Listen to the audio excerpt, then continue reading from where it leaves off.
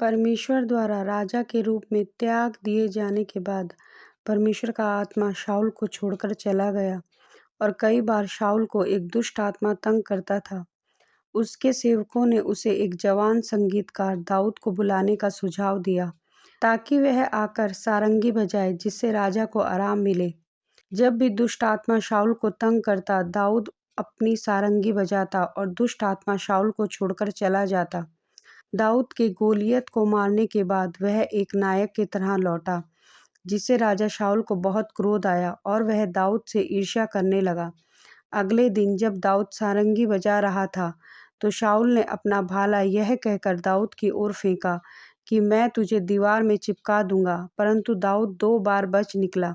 शाऊल ने दाऊद को युद्ध में मरवा डालने की योजना से उसे 1000 लोगों के ऊपर प्रधान ठहराया, परंतु परमेश्वर दाऊद के साथ था और वह युद्ध में विजयी होता रहा, जिससे वह और भी प्रसिद्ध हो गया। और जब शाऊल की पत्नी मीकल दाऊद से प्रेम करती थी और जब उन्होंने यह बात शाऊल को बताई, तो वह खुश हुआ। शाऊल ने दाऊद से कहा, यदि वह 200 पलिश्तियों को मार डाले तो वह मीकल का विवाह उससे कर देगा। दाऊद ने कभी भी राजा का दामाद बनने के बारे में नहीं सोचा था, परंतु उसने चुनौती को स्वीकार किया। दाऊद पलिश्तियों के हाथों नहीं मारा गया, जैसा कि शाऊल आशा कर रहा था, परंतु वह विजय होकर लौटा और मीकल को अपनी पत्नी के रूप में ले लिया। शाऊल दाऊद से डरने लगा क्योंकि वह जानता था कि परमेश्वर उसके साथ है। राजा शाऊल का बेटा योनातन और दाऊद पक्के मित्र बन गए।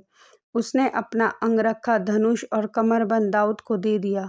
उन्होंने आपस में सदा मित्र बने रहने की वाचा बांधी। शाऊल ने योनातन को दाऊद को मार डालने की आज्ञा दी, पर योनातन ने अपनी वाचा याद रखते हुए दाऊद को चेतावनी दी कि उसका जीवन खतरे में है। इसके बाद उसने शाऊल के आगे दाऊद के बारे में अच्छी बातें कही और शाऊल से दाऊद की हत्या ना करने का वचन लिया।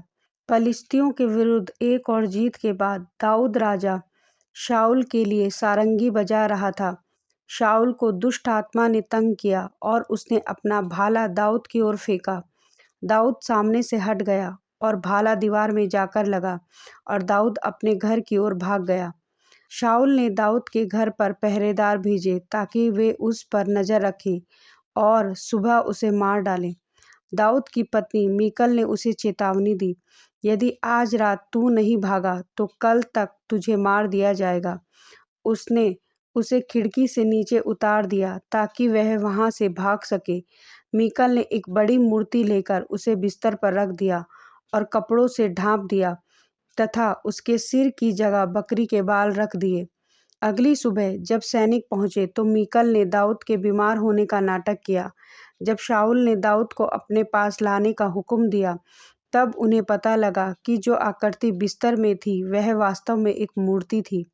दाऊद रामा को भाग गया और शमूएल के पास जाकर उसने वह सब कुछ बता दिया जो शाऊल ने उसके साथ किया था। दाऊद ने योनातन के साथ गुप्त मुलाकात की। उन्होंने एक दूसरे के प्रति और अपने परिवारों के प्रति दया दिखाने की वाचा बांधी।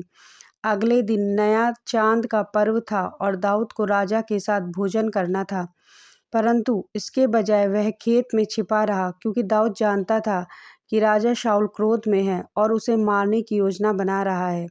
उन्होंने गुप्त संकेत तैयार किए ताकि तीर छोड़ने के द्वारा दाऊद को पता चल सके कि वह सुरक्षित है या उसे भागना पड़ेगा।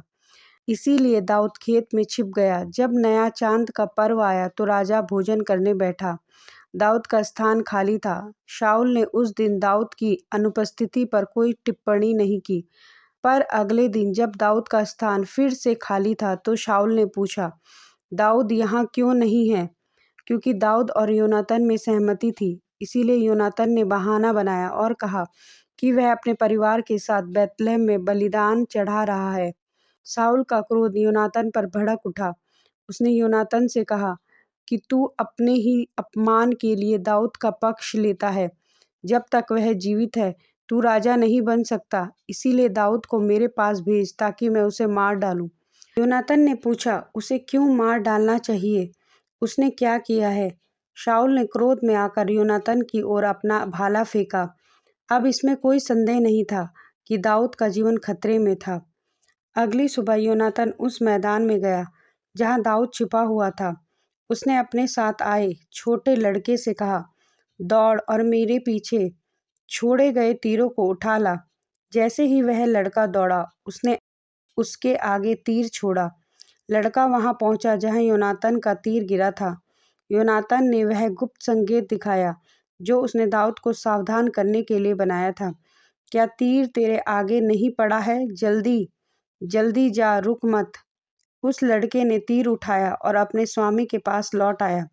योनातान ने उसे अपने हथियार दिए और कहा, जा इन्हें नगर में ले जा। जब वह लड़का चला गया तो दाऊद अपने छिपने के स्थान से बाहर आया और 3 बार योनातान के सामने भूमि की ओर मुंह करके झुककर अभिवादन किया।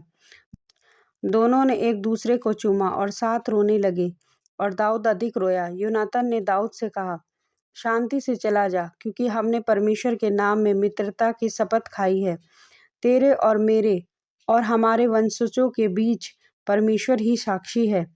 और दोनों मित्र विदा हुए। दाऊद जाकर छिप गया और योनातान अपने घर लौट आया।